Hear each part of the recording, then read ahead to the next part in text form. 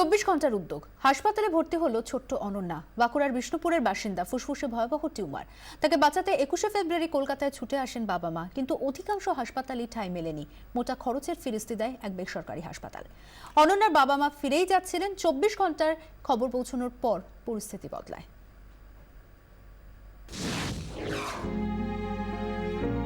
বাঁকুড়ার প্রাথমিক শিক্ষক দীপক সাহা।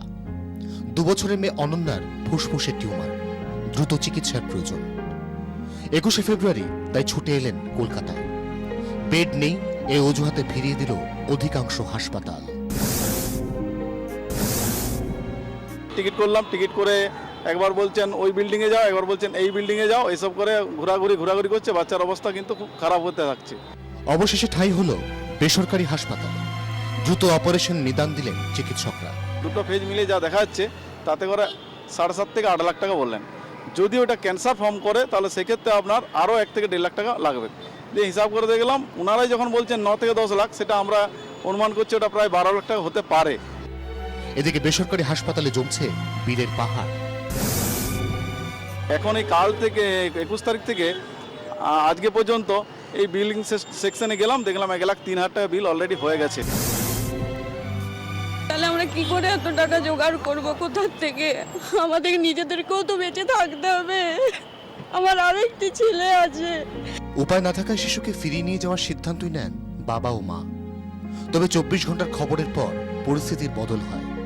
24 ঘন্টার উদ্যোগে বিসি রায় শিশু হাসপাতালে অবশেষে ভর্তি করা হয় শিশুটিকে। 24 ঘন্টা থেকে অনেকেই উপকার করেছে, তাতে আমরা কৃতজ্ঞ। যাই হোক, আমাদের যা কাজ হয়েছে আমরা তাতে খুশি। 24 ঘন্টার জন্য ক্যামেরা রাজুর সঙ্গে মৌমিতা চক্রবর্তী ও দেবব্রত ঘোষের রিপোর্ট, কলকাতা। হাসপাতালে ভর্তি হয়ে সংক্রমণ, আরো অসুস্থ অবস্থায় বৃদ্ধ বাবাকে নিয়ে বাড়ি ফিরলেন ছেলে। অভিযোগ, বেসরকারি হাসপাতালে গাফিলতি তো আছেই, উল্টে চাপিয়ে দেয় বিশাল অঙ্কের বিলের বোঝা। হাঁটা চলার ক্ষমতা হারিয়ে বিচারের আশায় নিউ টাউনের বাসিন্দা প্রভাত কুমার ঘোষ শয্যাশায়ী, উঠে দাঁড়াতে পারেন না, লেখার ক্ষমতাও হারিয়ে গেছে। কিছুই পারবে না, একেবারে ইট পঙ্গু, একটা পাথর কান্ড। 2013 অক্টোবর আনন্দপুরে বাইপাসের ধারে বেসরকারি হাসপাতালে 2 নামী চিকিৎসকের অধীনে ভর্তি হন প্রভাত বাবু। কাশি, শ্বাসকষ্ট বাড়ায় 3 দিন পর তাকে আইসিসিইউতে নিয়ে যাওয়া হয়।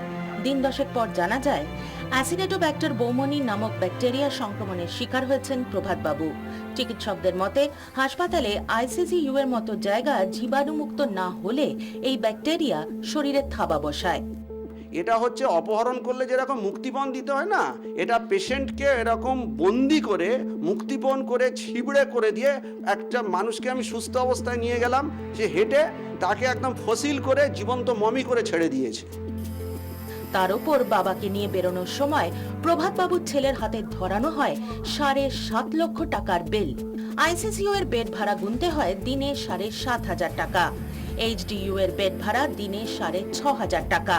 এরপরও অক্সিজেন, এমনকি বেডের চাদর পাল্টানোর জন্য আলাদা টাকা আদায় করে হাসপাতাল কর্তৃপক্ষ।